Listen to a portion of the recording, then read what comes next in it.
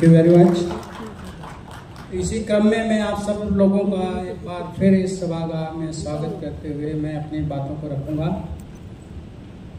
सबसे पहले मैं आपको बताऊं कि मैं उत्तर प्रदेश के एक छोटे से पूर्वांचल के एक जिले का एक छोटे से किसान परिवार से आता हूं और मैं अपने जीवन की स्कूली शिक्षा की शुरुआत एक सरकारी स्कूल में की थी जिसमें 7 रुपया फी था और अंग्रेजी भी वहाँ हिंदी में पढ़ाई जाती थी। तो इस बैकग्राउंड से चल के और संघर्षों के साथ 1976 में पूना की धरती पे आया हायर एजुकेशन करने के लिए और एजुकेशन में science graduate, engineering graduate, post graduate, management, PhD करते हुए मैंने अपने एजुकेशन को पूरा किया और साथ में मेरे परिवार का एक छोटा सा इंजीनियरिंग कंपनी थी जो 1984-85 में मुझे पिताजी ने दिया कि भाई इस कंपनी का संचालन आप करेंगे। और उसको संचालित करते हुए मुझे लगा कि ये बड़ा छोटा काम है, मुझे और आगे बढ़ना है। और सबसे बड़ी बात होती है कि प्रभु की कृपा होती है कि किसको किस लाइन में ले जाके सफल बनाना है, उसके हिसाब से उसके रास्ते खुलते चले जाते हैं।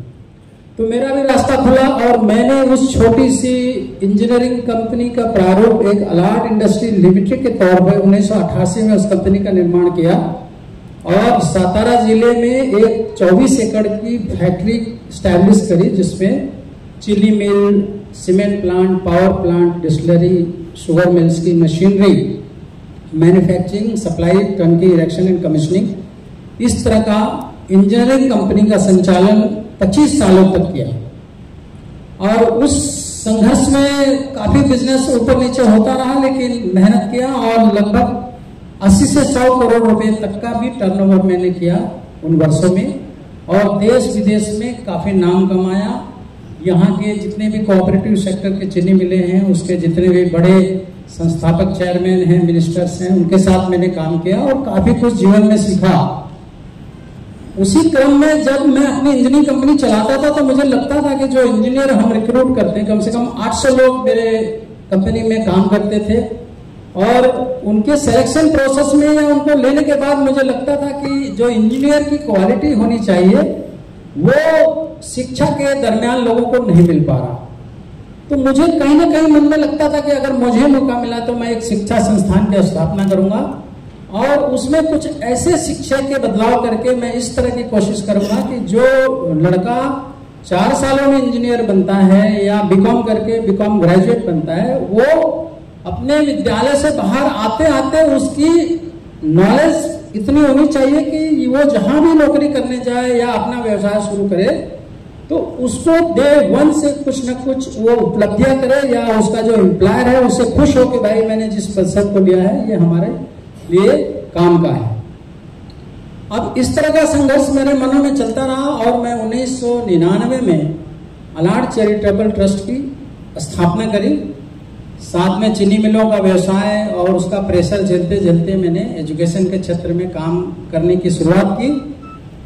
मारुंजे जो हिंजोड़े आईटी पार्क फेज 1 से लगा हुआ वहां उस समय मैंने 20 एकड़ जमीन खरीदी और सस्ता था जमीन। आप सब पुणे के आपको पता है उस एरिया का डेवलपमेंट हो रहा था, बहुत सस्ते में मुझे जगह मिली और मैं धीरे धीरे इस जमीन को लिया और 2004 में मैं अलार्ड इंस्टीट्यूट ऑफ मैनेजमेंट साइंसेस ऐसे एक नाम से MBA मैनेजमेंट कॉलेज की शुरुआत की जो AICTE अप्रूव थी, पुणे यूनिवर्सिटी से एफिलिएटेड थी और वहां मैं सफल हुआ। 60 इनटेक एडमिशन हुआ और इंस्टीट्यूट अच्छे से चलने लगा और वो मेरे जीवन का एक टर्निंग पॉइंट बना जिसमें मुझे लगा कि मैं एजुकेशन के क्षेत्र में भी काम कर सकता हूँ। इसी तरह से 2006 में मैं अलार्ड कॉलेज ऑफ फार्मेसी चालू किया जो PCI अप्रूव्ड पुणे यूनिवर्सिटी से एफिलिएटेड थी। 2009 में Alard college of engineering and management शुरू किया। 2010 में Alard institute of degree program शुरू किया जिसमें BBA विषय का प्रोग्राम किया। 2013 में मैंने CBSE स्कूल की स्थापना करी। 2018 में मैंने अलार्ड हाई स्कूल और जूनियर कॉलेज ऐसा स्टेट बोर्ड के स्कूल चालू किया और लगभग 25 वर्षों के इस क्रम में जो एजुकेशन के क्षेत्र में हमने काम किया, मुझे लगा कि मुझे पूना यूनिवर्सिटी के कार्यक्रम चलाते वक्त या जो भी करिकुलम पढ़ाई जाती है, जिससे बच्चों को शिक्षा दी जाती है, उसमें इंडस्ट्रियल रिक्वायरमेंट के जो कंटेंट होने चाहिए वो नहीं मिले। क्योंकि व्यवस्था ये होती है कि यूनिवर्सिटी के अपने प्रोग्राम से, अपने करिकुलम में, उसमें बाहर से अगर कोई जोड़ने की कोशिश करे तो उसकी एक्सेप्टेंस भी नहीं होती है, क्योंकि परीक्षाएं करिकुलम के बेस पे ली जाती हैं और हर विद्यार्थी ये चाहता है कि मुझे वही पढ़ाओ जो परीक्षा में मुझे अच्छे मार्क्स मिले। इन संघर्षों के साथ मुझे लगा कि मुझे कुछ अलग करना है, क्योंकि मैं अपने जीवन में संघर्ष करके जो इतने वर्षों तक सीखा और जो अनुभव प्राप्त किया, उसके माध्यम से मैं अपनी शिक्षा में कुछ नहीं कर रहा था। तो मेरे मन में आया कि मैं अपनी खुद की यूनिवर्सिटी बनाऊं, और इस क्रम में मैंने 2022 में दिसंबर के महीने में महाराष्ट्र सरकार को अपनी यूनिवर्सिटी का प्रस्ताव दिया, और मैं महाराष्ट्र सरकार को विशेष रूप से धन्यवाद करता हूं, और उनके higher education, technical education department को विशेष रूप से धन्यवाद देता हूं कि उन्होंने मेरे प्रस्ताव को मंजूर किया। और 2023 दिसंबर में नागपुर अधिवेशन में अलाहाबाद यूनिवर्सिटी का बिल पास हो गया, और आज सरकारी गजट हो चुका है, ये पब्लिक डोमेन में है। अलाहाबाद यूनिवर्सिटी एक्ट पास हो गया है, यूनिवर्सिटी स्टैब्लिश्ड हो गई है। इसके लिए मैं महाराष्ट्र सरकार को और पूरी सिस्टम को बहुत धन्यवाद देता हूं कि मेरे जैसे किसान के बच्चे को ये अपॉर्चुनिटी दी सरकार ने कि मैं एक पुना जैसे शहर में एक यूनिवर्सिटी की स्थापना करूं, और उसके माध्यम से क्वालिटी एजुकेशन देने का जो सिलसिला मेरे मन में था, उसको मैं लेके आगे बढ़ रहा हूं।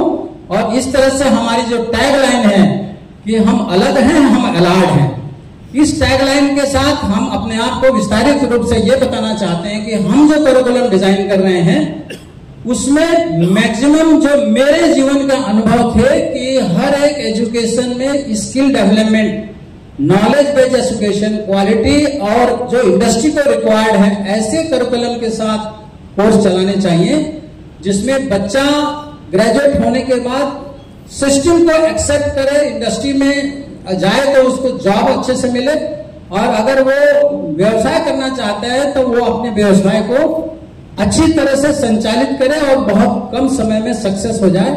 यही हमारी यूनिवर्सिटी का मिशन है, और आपके माध्यम से इस यूनिवर्सिटी को हम पब्लिक डोमेन में डाल रहे हैं, क्योंकि बहुत जल्द हम अपना एडमिशन ओपन करने जा रहे हैं। और हम एडमिशन प्रोसेस को अलाहाबाद यूनिवर्सिटी एप्टीट्यूड टेस्ट, इसके माध्यम से पूरे देश में यूनिवर्सिटी परीक्षा कराएगी, और उन परीक्षाओं के मापदंड को जो क्रैक करेंगे, जो पास करेंगे, अच्छे नंबर्स लाएंगे, उनको ही हम अपने यूनिवर्सिटी में एडमिशन प्रोसेस में सम्मिलित करेंगे। साथ साथ में सरकार द्वारा, प्रदेश सरकार द्वारा और हमारी यूनिवर्सिटीज की जो यहाँ एसोसिएशन है, उनके भी जो रैंकिंग या जो उनके स्कोर्स होंगे, उनके माध्यम से भी यूनिवर्सिटी में एडमिशन दी जाएगी। कुल मिला के आपके माध्यम से ये बताना है कि हम एक ऐसी यूनिवर्सिटी का सपना देखे हैं जिसमें डिग्री से ज्यादा नॉलेज को कीमत दी जाएगी, पोजीशन दी जाएगी। हम एक अच्छे एजुकेटर बनने की कोशिश में लगे हैं। इसी क्रम में हम एक यूनिवर्सिटी जो 25 सिल्वर जुबली ईयर्स में जो हमारी यूनिवर्सिटी स्थापित हो रही है, इसके माध्यम से हम एक बहुत अच्छा स्कॉलरशिप प्रोग्राम लेके आए हैं, और वो रिटर्न में आपको दी जाएगी। साथ साथ में हमारे जो डायरेक्टर हैं Shekhar sir, he will give detail about the scholarship programs which we are launching today itself, and it will be applicable to all the admission seekers for admission year 24-25. Thank you very much. मैं आपको just 2 minute में हम कैसे अलग हैं वो आपको explain करता हूँ, जिससे आपको आइडिया होगा कि हम ये थिंकिंग, ये आइडियोलॉजी कैसे पढ़ा रहे हैं। सो प्रैक्टिकल लर्निंग नहीं है, सिर्फ क्लासरूम में पढ़ाते हैं, सब बोलते हैं हम प्रैक्टिकल लर्निंग देंगे, लेकिन कोई उसको एक नंबर नहीं देता। वो क्या होगा, आज हमारे भाषा के कारण हमारे देश में कई बच्चे पीछे रह जाते हैं कि इंग्लिश में ही सब टेस्ट होते हैं या हिंदी में होते हैं, लेकिन जो मराठी मीडियम से पढ़ के आया होगा या कोई तेलुगु मीडियम से या तमिल या गुजराती मीडियम से पढ़ के आए, वो बहुत डिसएडवांटेज रह जाते हैं। एनटीए भी जो टेस्ट करता है 28 लैंग्वेज मार्च कर रहा है, लेकिन वो ट्रांसलेशन को लेके इतनी लड़ाई होती है उस पर। तो हम जो है फिजिक्स, केमिस्ट्री, मैथमेटिक्स, वो जिम्मेदारी हमने एनटीए पे छोड़ दिया है। हम क्या करने वाले हैं, हमारा जो टेस्ट है, आप लोग सबको लॉगिन भेजेंगे हमारी पीआर एजेंसी के थ्रू, आप लोग चेक कीजिए। वो जो टेस्ट है प्योरली गेम्स के ऊपर होगा, उससे उनका एप्टीट्यूड, उससे उनका लॉजिकल रीजनिंग और स्पीड पता पड़े, जो हमें चाहिए आज के ज़माने में जीने के लिए। और लैंग्वेज पे कोई डिस्क्रिमिनेशन नहीं होगा, तो इसमें कोई भी भाषा से पढ़ो कर सकते हैं। ये हमारी दूसरी चीज़ है जो कैसे अलग है, ये भी देश में कोई नहीं यूज़ करता है। ये एक जर्मन फ्रेंच कंपनी ने डिज़ाइन किया ये टेस्ट, और वो टेस्ट हम यूज़ करने वाले हैं। लास्ट चीज़ जो हम कैसे अलग, हमारी स्कॉलरशिप्स। हमारे स्कॉलरशिप्स आप देखिए कैसे, उसमें कैसे अलग है। महाराष्ट्र जो है सबसे ज़्यादा फ्रीडम फाइटर्स प्रोड्यूस किया है, सबसे ज़्यादा जो स्वतंत्र सेनानी है महाराष्ट्र से है। लेकिन हम कई साल पहले भूल चुके हैं, या तो उनके लिए हमने कुछ किया है, बट उसके सरकार ने कुछ किया है, लेकिन प्राइवेट सेक्टर या सरकार के बाहर कोई उनके लिए कुछ नहीं। हम फूलमाला बनाते हैं, सेलिब्रेट करते हैं, आगे कुछ नहीं करते। तो इसमें जो है उनके जो पीढ़ी के, उनके जो डायरेक्ट जो उनके ब्लड रिलेटिव्स हैं, उनके लिए भी स्कॉलरशिप है, जो स्वतंत्र सेनानी स्कॉलरशिप है। आप देखिए उसमें लिखा होगा, जो हमने आपको ये दिया हुआ शीट। सिमिलरली प्रेस, जिसको हमने बोला है विचारों की आज़ादी स्कॉलरशिप, ये भी प्रेस के लिए भी, जो 4th पिलर बोलते हैं डेमोक्रेसी का, जो बहुत जल्द जो पिलर छुपा हुआ होता है। अगेन हम बोलते तो जरूर हैं, लेकिन आगे हम कुछ नहीं करते हैं। सरकार कुछ रिजर्वेशन देती है इन सम कैटेगरीज, लेकिन एजुकेशन में कुछ भी नहीं है। तो उसके लिए भी हमने स्कॉलरशिप बनाया फॉर द एंटायर प्रेस।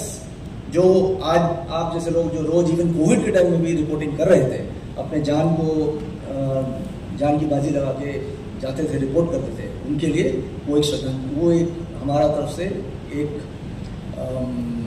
एक रेस्पेक्ट है। ये नहीं कि हम कुछ एडमिशंस के लिए कर रहे हैं, बट ये सब इस तरह से हमने, इवन हमारे स्कॉलरशिप्स में कैसे हमने लास्ट वाला जो इवन अनाथ बच्चे हैं, जो किसी भी कारण कोविड हो या कोविड के बिना भी, जिसके माता पिता दोनों गुजर गए, उनके लिए भी स्कॉलरशिप है, गार्डियन के पास रहे तो भी।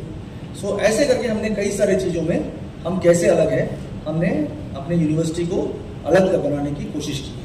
आप लोग हमारी सहायता कीजिए, हमारी ये जो मुकाम है, हमें उस मुकाम तक पहुँचाइए।